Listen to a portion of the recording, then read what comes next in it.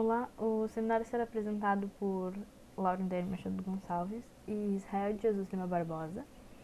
O texto base para esse seminário foi Culturemas, um breve histórico e as possibilidades de ressignificação e tradução, texto de Mirella Nunes Giraca e Miriam Vasquez Oyarzabal.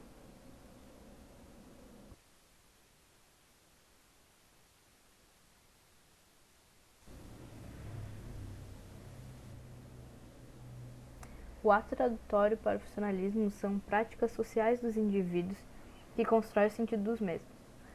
Arrojo defende que o ato tradutório não está somente em transpor significados estáveis de uma língua para outra, porque o texto-fonte e o texto-meta são resultados de práticas sociais inseridas em contexto sócio-histórico-cultural. Ideia também compartilhada por Vermeer, que defende que a tradução é o resultado de atividades verbais de indivíduos que compartilham de práticas diferentes. Sendo assim, se deve levar em consideração na hora de traduzir o texto como um todo. Ideias que vão de acordo com a Nord, que afirma que o ato tradutório é uma comunicação intercultural, portanto, uma atividade de mediação cultural, sendo o centro dessa atividade a ação comunicacional. Essa é a ideia da tradução. Então, traduzir dentro dessa visão tem que pensar que o texto está vinculado a um contexto cultural, histórico, social, e isso deve ser levado em conta. Vermeer também comenta que a atenção deve estar na produção do texto de chegada e não tanto na reprodução do texto de partida, pois a produzir um texto fonte, ele está inserido em um contexto específico para um público previamente escolhido. Sendo assim, a tradução deve estar de acordo com o público onde chegar ao texto, de acordo com esse contexto também.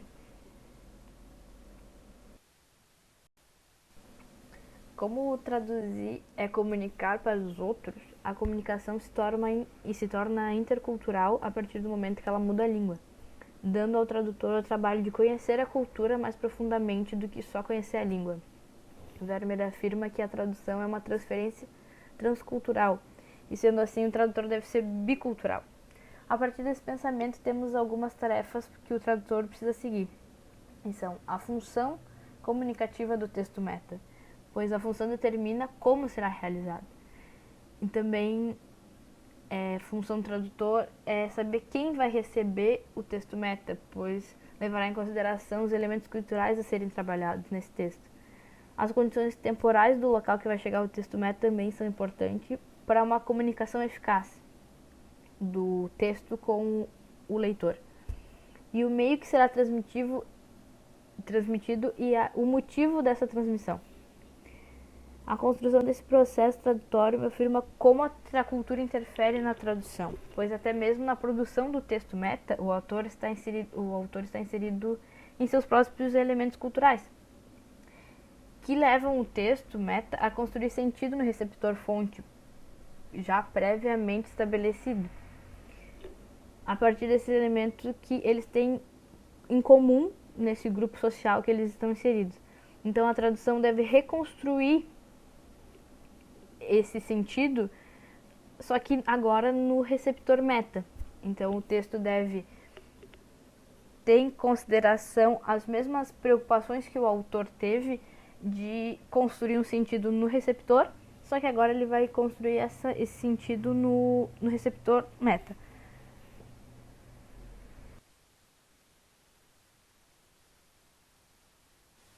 Os elementos culturais na tradução, culturemas.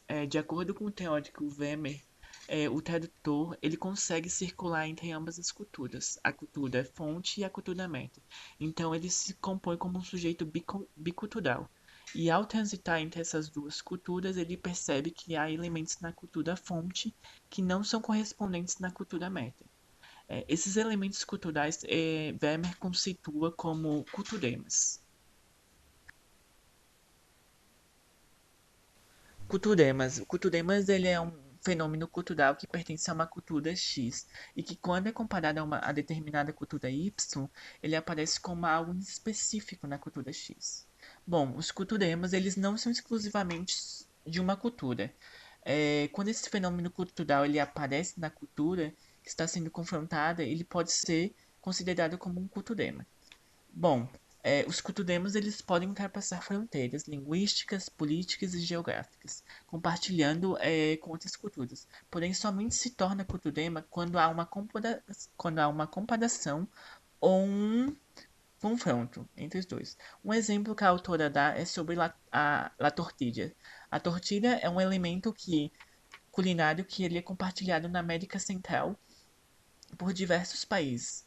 Porém, quando a gente chega no Brasil, o Brasil não tem esse alimento, que normalmente esse alimento ele é feito de farinha de milho ou farinha de trigo. Então, o mais aproximado que a gente pode ter na cultura brasileira seria uma panqueca. Então, a gente poderia considerar isso como um culturema.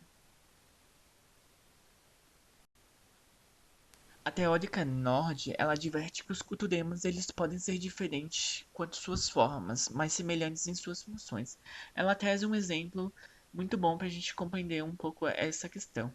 Ela traz a questão do tuk-tuk, que são veículos utilizados na Guatemala, e a questão do táxi, que são veículos utilizados aqui no Brasil.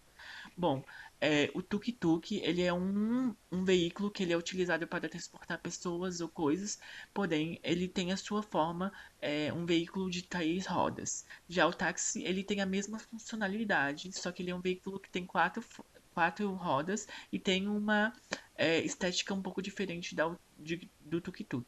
Então, eles são diferentes em suas formas, mas eles são semelhantes enquanto suas funções, né, de transportar pessoas ou coisas.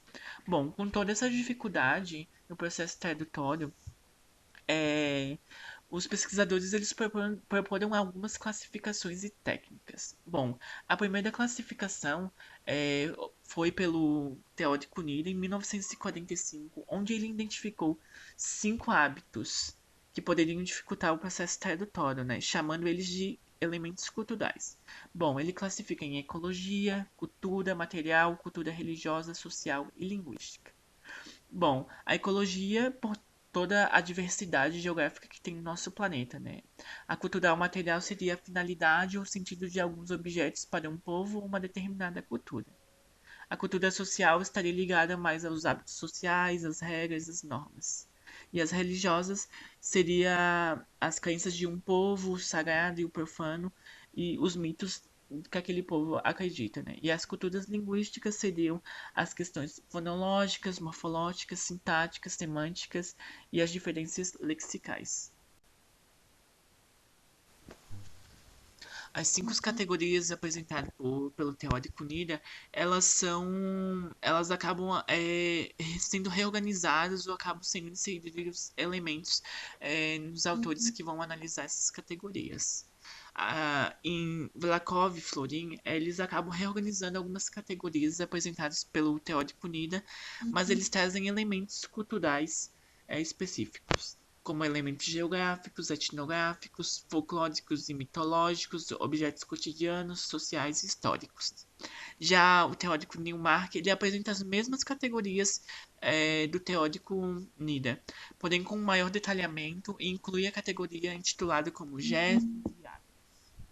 Já a teórica Molina, ela considera que devemos utilizar um número mínimo de categorias e disponibilizar em conceitos culturais mais amplos. Bom, a categoria meio natural ela aparece em todos os teóricos, desde Nida, Lakoff, Newmark e agora aparece em Molina. Bom, ela traz meio natural como uma questão mais ampla. Ela dá para trabalhar flora, fauna, fenômenos atmosféricos, climas, vento, paisagens, sendo paisagens naturais ou criadas pelos homens. Então ela traz toda uma abrangência para se trabalhar nesse conceito, nessa categoria.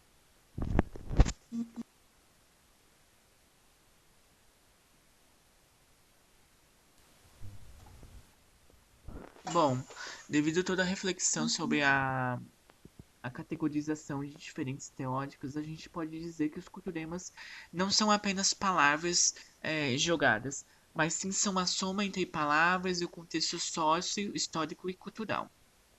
Bom, ao estudar os teóricos que discutem culturemas, podemos afirmar que ao passar do tempo, os culturemas eles podem desaparecer, enquanto novos culturemas eles acabam surgindo. Assim, que o número de culturemas é infinito. Possibilidade de ressignificação dos culturemas. Técnicas de traduções. Tradução dos elementos culturais é um desafio para o tradutor, visto que cada culturema ele apresenta características próprias de cada cultura, e que o conhecimento do leitor-fonte e do leitor-meta ele pode não coincidir. Assim, o tradutor ele deverá encontrar estratégias e técnicas para realizar o processo de tradução para o texto atingir a sua função. Bom, a teórica Molina, na sua tese de doutorado, ela apresenta as principais técnicas usadas pelos tradutores. Bom, eu vou citar algumas e falar um pouquinho da sua descrição. A questão da adaptação, ela traz a substituição de elementos culturais. O exemplo, rugby, na tradução seria o futebol. A questão de descrição seria substituir um termo ou expressão por uma descrição, forma ou função. O exemplo que ela traz é a questão da tortilha, que a gente podemos traduzir como gênero de pão. A questão da linguística. Ampliação linguística. Adiciona elementos linguísticos. Exemplo, cállate. No espanhol e no português ficaria cala a boca.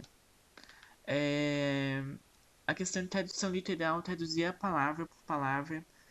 Exemplo, hacer ser tonto em espanhol é se fazer de tonto.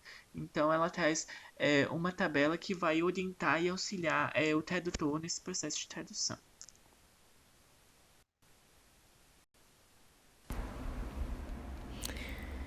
Com o texto, conseguimos concluir que o trabalho do tradutor funcionalista é dentro dos conhecimentos compartilhados para cada grupo transportar a ideia que foi proposta pelo autor, só que agora para um público diferente, com diferentes conhecimentos compartilhados. Esses conhecimentos englobam cultura, história, tempo e todos os fatores já citados. Precisa também reconhecer e ressignificar os culturemas, possuir conhecimento cultural sobre o local onde será trabalhado e solucionar os conflitos dentro das diferentes culturas.